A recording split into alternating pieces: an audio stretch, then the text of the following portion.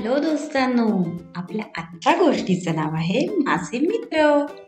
गोष्ट लेखन रुक्मिणी बॅनर्जी यांनी केलंय. चित्रांकन राजीव वर्मा बंजारा यांनी केलंय. अनुवाद प्रथम मुंबई टीव्ही यांनी केलंय. चला तर मग गोष्ट ऐकूया. मला खूप सारे मित्र आहेत.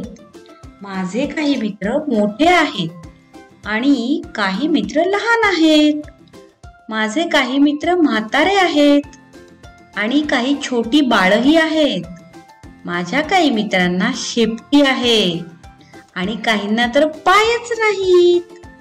माझे काही मित्र आकाशात उडतात आणि काही पाण्यात पोहतात. आहा, पुस्तकेही माझे मित्र आहेत. पण माझा सगळ्यात खास मित्र कोण आहे माहितीये का? कोण कोण कोण? माझी आई. तर मग तुमचे कोण कोण खास मित्र आहेत? मला नक्की कळवा. मी वाट बघतीये. Bye bye.